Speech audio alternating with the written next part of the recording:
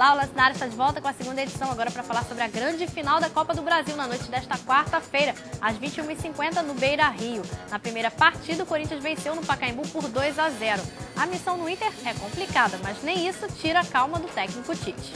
O último treino do Internacional antes da partida final contra o Corinthians pela Copa do Brasil foi marcado pela tranquilidade.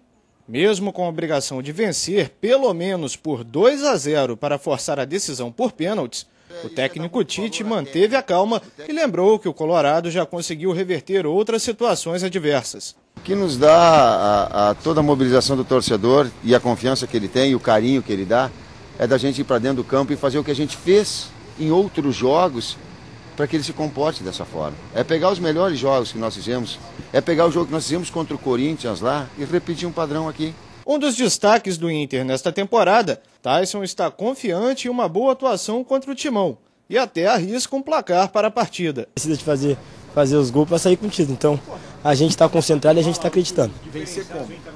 2-0, levar para os pênaltis também para nós tá bom, mas 3-0 é melhor para não ter esse risco de levar para os pênaltis. Internacional e Corinthians decidem a Copa do Brasil na noite desta quarta-feira no estádio Beira-Rio.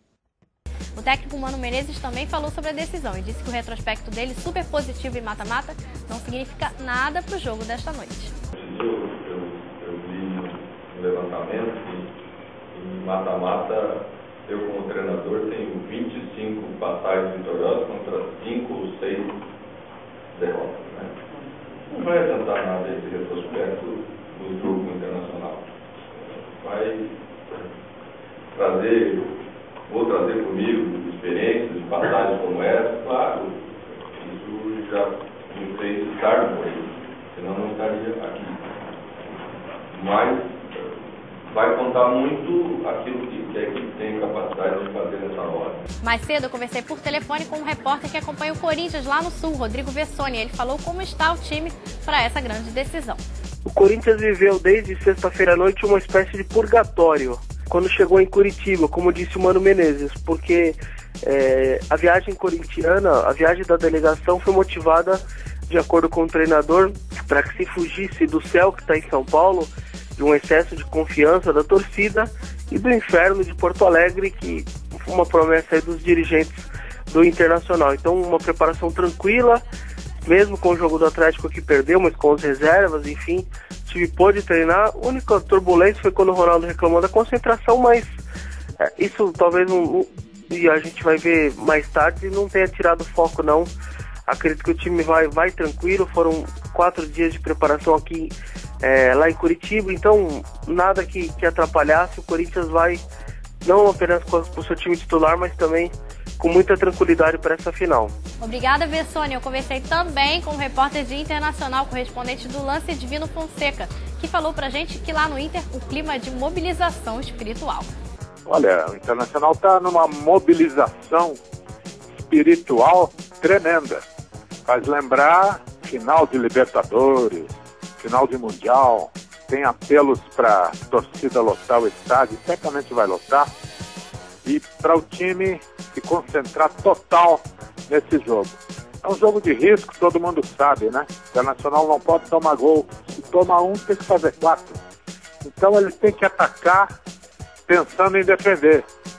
E quando estiver na defesa, tem que pensar em como chegar ao ataque, né? Como furar a defesa do Corinthians. Chegar ao segundo gol e aí ir para os pênaltis. Já aconteceu isso em outra época, em 97, Inter e Santos. Inter tinha perdido 2-0 na Vila, venceu por 2-0 nos 90 minutos e aí nos pênaltis se classificou. Vamos ver se acontece isso. Na minha opinião, é a única chance de o Inter vencer o Corinthians e ser campeão da Copa do Brasil. Muito obrigada, Divino. E vamos ouvir agora o Roberto Assaf, que faz uma análise dessa partida. Finalmente chegou o momento da grande decisão da Copa do Brasil. O segundo jogo está aí.